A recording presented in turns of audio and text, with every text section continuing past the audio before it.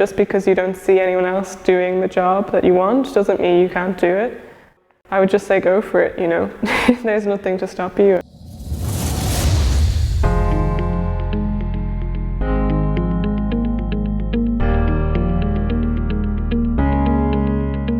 My name is Choy-Ping Clarke-Ng. I go by Ping. I'm a theatre maker and designer of set costume and video for theatre. My dad is from Hong Kong, my mum is from Ireland. I grew up in Ireland and went to Trinity College where I did English and sociology. And during my time there I got really involved with student theatre, and that kind of became my creative outlet. And when I graduated I wanted to continue that as a career. I found it a bit difficult to get involved in it just because I didn't have any professional training, so I went and did a master's at Bristol Vic Theatre School in performance design. And since then I've been working professionally as mostly a designer and sometimes assisting, sometimes as an associate.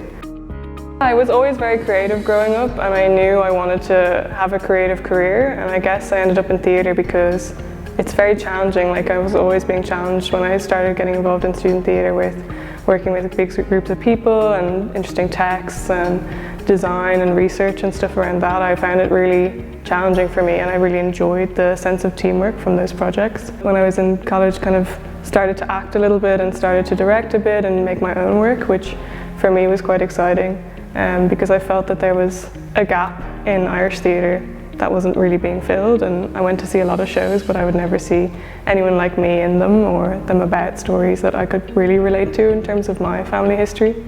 So I got involved with Dublin Youth Theatre. That was one way I kind of started to learn a bit more about performing and theatre making. So kind of, I guess now what I do is both theatre making and designing. So when I'm theatre making, I'm writing and directing my own work, which is very fun. It's always challenging, but it's very fun. And just trying to tell stories that, like I said, don't usually get told. And especially for me, theatre making is kind of a way of, I would say, healing and coming to terms with my own identity and my own history, be that my family history or kind of cultural history, which is obviously linked to Hong Kong and to Ireland.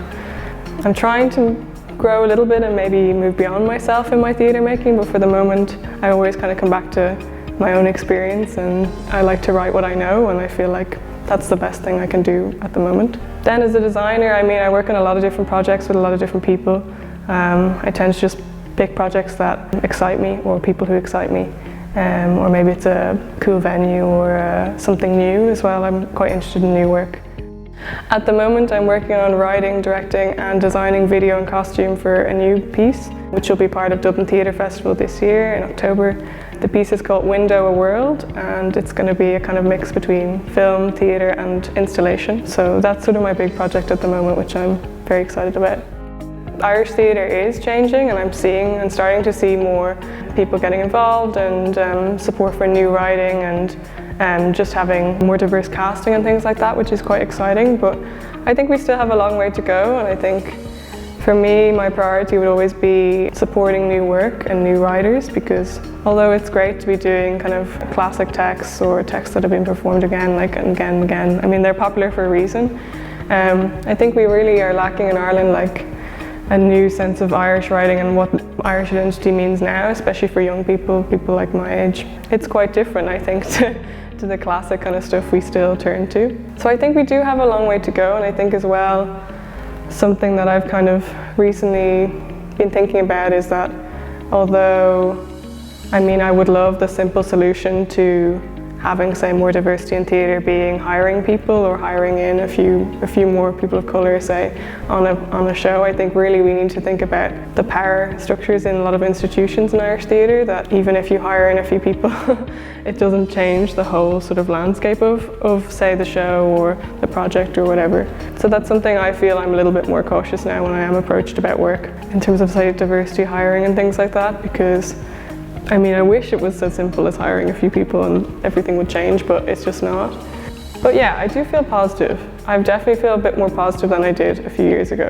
I think generally I've become more positive because I think you have to be. I think otherwise I don't know why I would keep doing this. One big thing as to why I make my own work is to have different languages and to have different accents that maybe you typically wouldn't hear. Like, so when I did my piece with my father, I mean, he does have quite a thick accent, but I wanted people to hear that. I mean, that's how he that's how he speaks English day to day.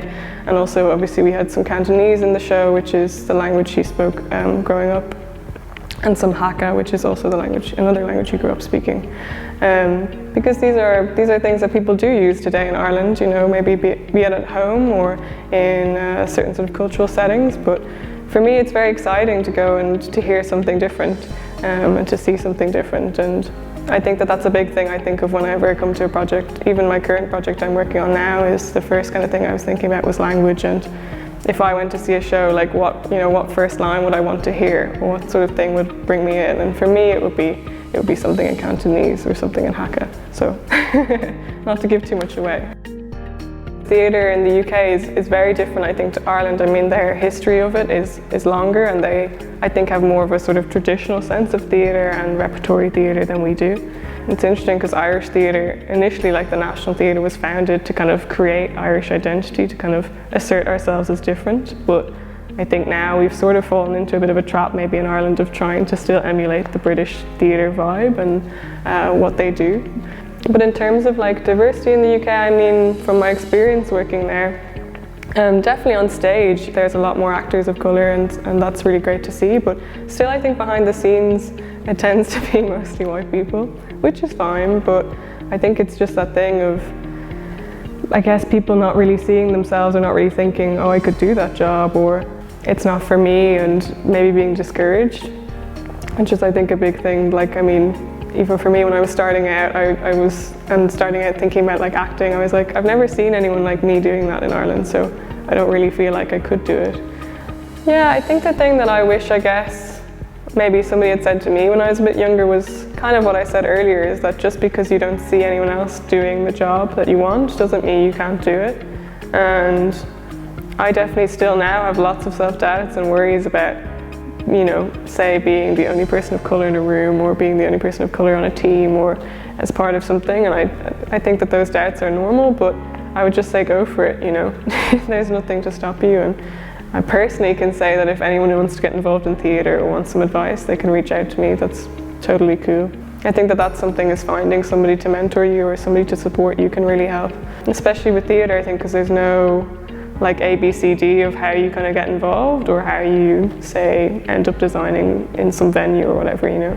But yeah, I would say reach out to people. I think in general people are supportive, and that's how I kind of met a lot of people who mentor me and have really helped me get to where I am now.